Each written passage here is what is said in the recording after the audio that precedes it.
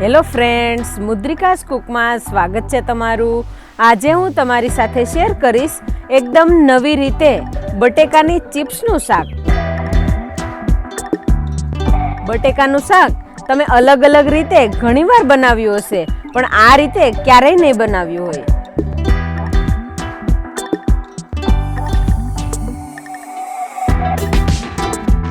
આ શાકને તમે વ્રત, ઉપવાસ કે ફરાળમાં પણ ખાઈ શકો છો.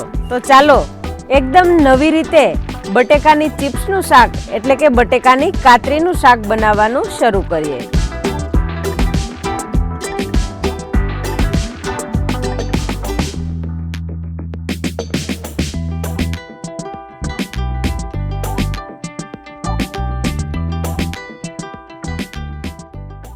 બટેકાની ચિપ્સનું શાક બનાવવા માટે મેં અહીંયા 400 ગ્રામ બટેકા લીધા છે.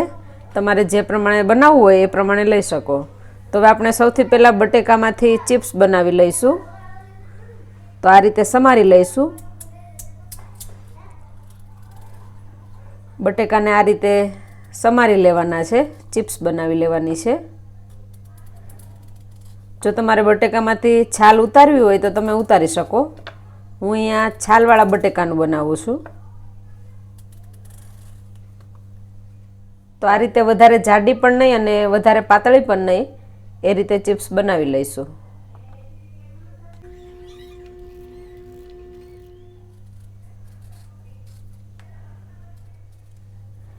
બટેકામાંથી આ રીતે ચિપ્સ બનાવી લીધી છે. તો હવે શાકનો વઘાર કરીશું. શાકના વઘાર માટે એક પેનની અંદર 1 ચમચા જેટલું તેલ એડ કરીશું. તેલ ગરમ થઈ ગયું છે. 1 ચમચી આખું જીરું એડ કરીશું. 1 ચમચી મેં અહીંયા આદુની પેસ્ટ લીધી છે, એ એડ કરીશું. 1 ચમચી મરચાંના ટુકડા એડ કરીશું. મિક્સ કરી લઈશું.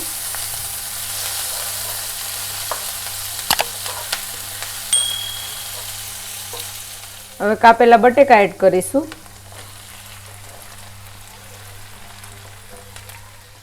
ગેસની ફ્લેમ લો રાખીશું અને બટેકાને મિક્સ કરી લઈશું.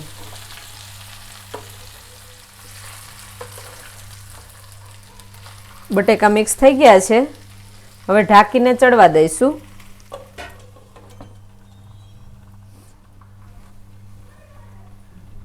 બટેકા ચડે છે ત્યાં સુધીમાં આપણે શિંગદાણાનો ભૂકો કરી લઈશું. તો મેં અહીંયા 60 ગ્રામ જેટલા શિંગદાણા લીધા છે શેકીને, અને ફોતરા કાઢી લીધા છે. તો હવે એનો ભૂકો કરી લઈશું.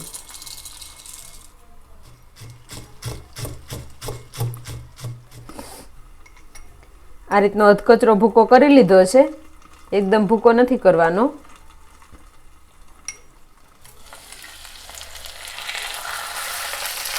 બટેકા ચડી ગયા છે, આપણે વધારે નથી ચડવા દેવાના. હવે આની અંદર ઝીણા સમારેલા મરચાં એડ કરીશું. તો મેં આ 4 મરચાંને આ રીતે ક્રશ કરી લીધા છે, એ એડ કરીશું. આપણે આની અંદર લાલ મરચાંનો ઉપયોગ નથી કરવાના, એટલા માટે મેં અહીંયા લીલા મરચાંનું પ્રમાણ વધારે રાખ્યું છે. પણ જો તમારે ઓછું તીખું કરવું હોય તો તમે એ પ્રમાણે મરચાં એડ કરી શકો. મિક્સ કરી લઈશું.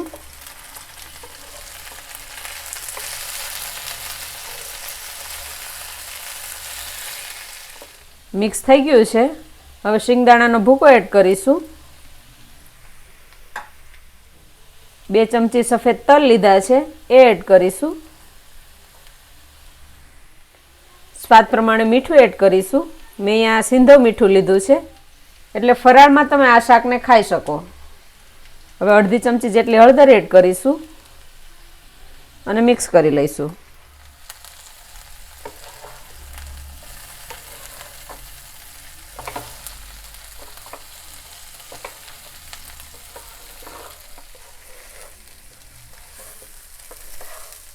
મસાલા મિક્સ થઈ ગયા છે અને આપણું શાક પણ તૈયાર થઈ ગયું છે.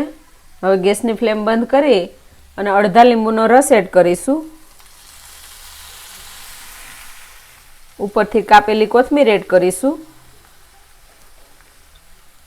અને મિક્સ કરી લઈશું.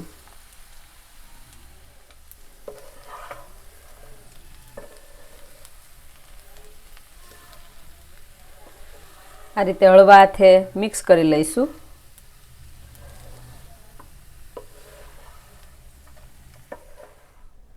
તો હવે આ ગરમા ગરમ શાકને સર્વ કરીશું.